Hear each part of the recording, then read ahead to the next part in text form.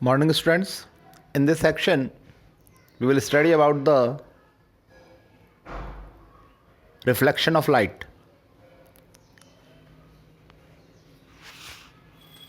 The whole lesson can be divided into two parts, reflection and the refraction. In the portion of reflection, we will study about the definition of reflection, laws of reflection, about the mirror,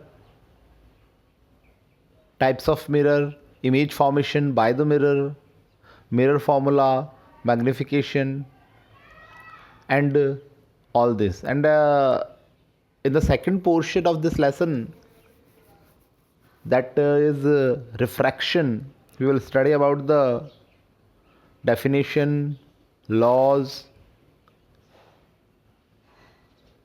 of refraction, effect of refraction, about the lenses, type of lenses, and all others. So we are going to start with the reflection. The first is, what is reflection? Students,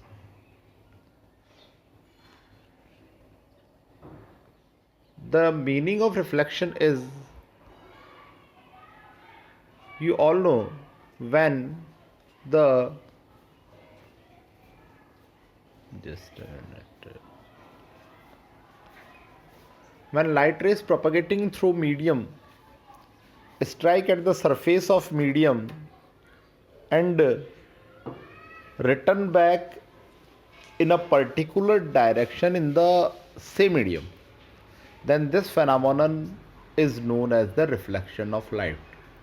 अब समझिए, जैसे हम लोग मान लेते ये एक surface है और ये सरफेस का नॉर्मल है. नॉर्मल हमेशा परपेंडिकुलर टू द सरफेस होता है.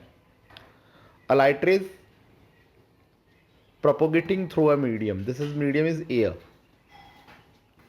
The light rays starting from the air strike at the surface of the medium, ये मीडियम की सरफेस है जहाँ पर उसने स्ट्राइक किया, and return back into the particular direction into the same medium, और वापस उसी डायरेक्शन में सेम मीडियम में रिटर्न बैक हो गई. और ये जो कंप्लीट प्रोसेस है, that complete process is known as the reflection of light. Okay, हम लोग इसको ऐसे भी कह सकते हैं, the bouncing back of light rays into the same medium after striking to the surface of the medium. This process is known as the reflection. Okay, यानी reflection में होता क्या है कि लाइट रेज जिस सरफेस से टकराती है उसी सरफेस पर रिटर्न बैक हो जाती है, उसी सरफेस से रिटर्न बैक हो जाती है उसी मीडियम में, यानी जिस मीडियम से आई थी उसी में चली गई. ये प्रोसेस क्या कहलाता है? आपका रिफ्लेक्शन कहलाता है. ओके, तो हम लोग नेक्स्ट चीज़ के बारे में पढ़ना स्टार्ट करते हैं कि laws of refraction of light. Rules क्या होते हैं रिफ्लेक्शन ऑफ लाइट के? बहुत ईजी, आप 7th क्लास में पढ़ चुके हैं. इंसिडेंट रे, रिफ्लेक्टेड रे and perpendicular on the plane of reflection are in the same direction. Perpendicular on the plane of reflection मतलब हम लोग इसे नॉर्मल भी कह सकते हैं. हम लोग इसे क्या कह सकते हैं? नॉर्मल. हम लोग क्या कह सकते हैं कि incident light, reflected light and the normal are in the same plane. Incident ray, reflected ray and the normal, all the three into the same plane. दूसरा क्या होता है? Angle of incidence is equal to the angle of reflection, यानी angle I is always equal to angle R. ये क्या कहलाता है? आपका रिफ्लेक्शन कहलाता है. एक बार इसका डायग्राम देख लेते हैं. इधर आइए, दिस इज द डायग्राम. वापस स्टार्ट कर रहे हैं हम लोग लॉ से.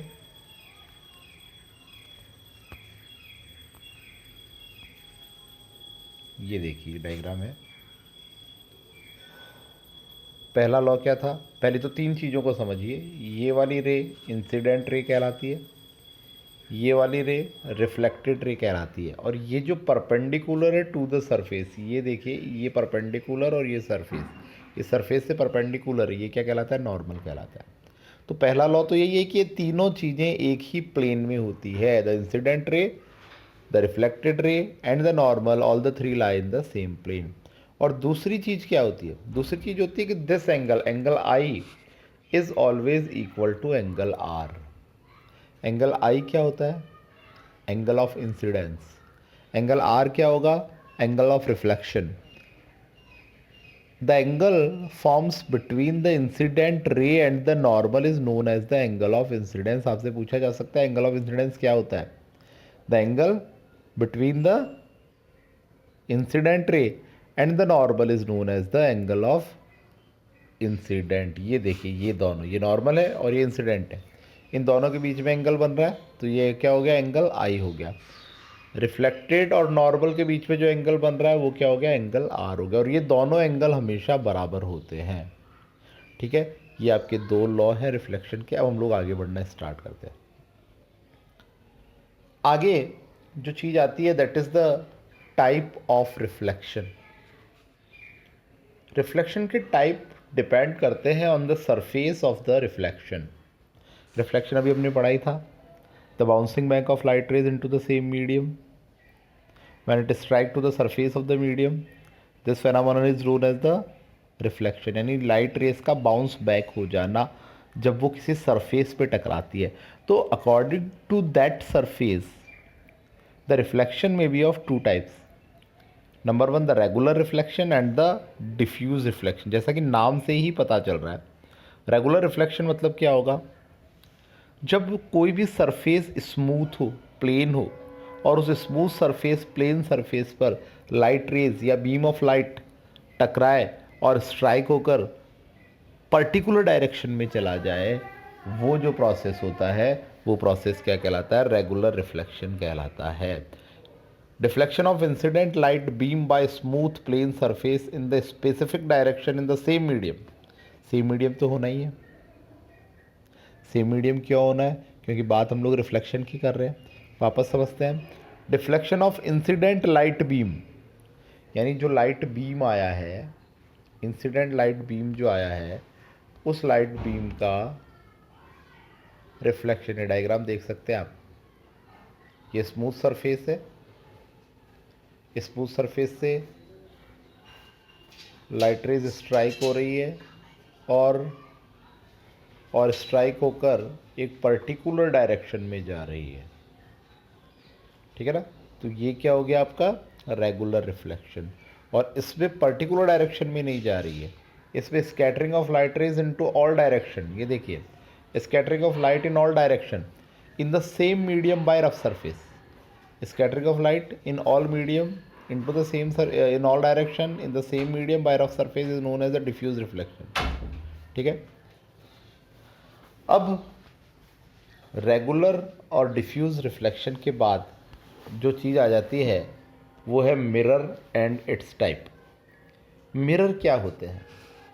अब जानते ही हैं, प्लेन मिरर आप दिन में कई बार देखते होंगे, तो वो प्लेन मिरर है ये। लेकिन मिरर प्लेन भी होता है, स्फेरिकल भी होता है। मिरर होता क्या है? मिरर एक स्मूथ सरफेस है। मिरर का मतलब वो कांच जो देखते हैं केवल आप, वही मिरर नहीं है। कोई भी सरफेस जो स्मूथ है और वो लाइट को रिफ्लेक्ट कर सकती है, वो मिरर है। आपके पास एक प्लेट है, अगर आप उसमें अपनी फ़ोटो देख सकते हैं, it is also called mirror in the language of science. जो भी सरफेस लाइट रेस को रिफ्लेक्ट कर सकती है, वो चीज़ क्या कहलाती है? मिरर कहलाती है। तो हम लोग इसकी डेफिनेशंस इस तरह से देख सकते हैं, the smooth surface whose one side is reflecting is called mirror. जिसकी कोई भी एक साइड रिफ्लेक्टिंग होती है। आपने देखा होगा कि जो मिरर होता है आपका, उस मिरर की एक साइड में तो वो रिफ्लेक्शन होता है, दूसरे साइड में सिल्वर्ड पॉलिश, दूसरे साइड में पॉलिश की हुई होती है पेंट की, उससे आपका रिफ्लेक्शन नहीं होता है, यानी उसकी केवल एक साइड रिफ्लेक्टेड है। वो क्या कहलाता है? मिरर कहलाता है। अब जो मिरर होते हैं वो दो टाइप के होते हैं। कुछ भी नहीं करना आपको, इस डेफिनेशन में एक वर्ड ऐड करना है, the smooth plane surface whose any one side is reflected. समझ में आई? यानी यहाँ पे क्या था? द स्मूथ सरफेस, और आपको यहाँ पे क्या वर्ड ऐड करना है? Smooth plane surface. और उसी तरह से स्फेरिकल मिरर में क्या करना है? The smooth spherical surface whose any one side is reflected. Reflecting होना है ये, है ना, ये रिफ्लेक्शन हो गया, उसको रिफ्लेक्टिव कर लीजिएगा, तो उसका कोई भी एक साइड जो रिफ्लेक्टिंग होता है वो क्या कहलाता है, प्लेन मिरर। और स्फेरिकल में स्मूथ स्फेरिकल सरफेस, स्मूथ आना ही है क्योंकि स्मूथ होगा तभी रिफ्लेक्शन होगा, तो स्मूथ स्फेरिकल सरफेस और स्मूथ प्लेन सरफेस। ठीक है, अब हम लोग आ जाते हैं एक और चीज़ जो लास्ट है इसकी, कि जो स्फेरिकल मिरर होते हैं, spherical mirror are of two type. एक आपका होता है कॉनकेव मिरर और एक आपका होता है कॉन्वेक्स मिरर। ये देखिए, ये वाला जो मिरर है, दैट मिरर इज कॉनकेव, ये कॉनकेव मिरर है।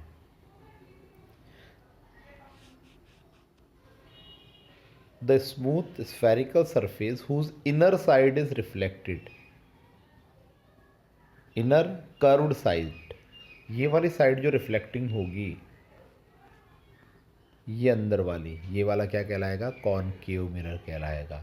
और अगर the smooth surface whose outer side, outer bulge side is reflecting is called convex mirror. जिसकी आउटर बल्ज साइड रिफ्लेक्टिंग होती है वो क्या कहलाता है, कॉन्वेक्स मिरर कहलाता है। ओके स्टूडेंट्स, तो हम लोग नेक्स्ट सेक्शन में और थोड़ा डिटेल में पढ़ेंगे इन मिरर्स के बारे में। तब तक good day and good bye.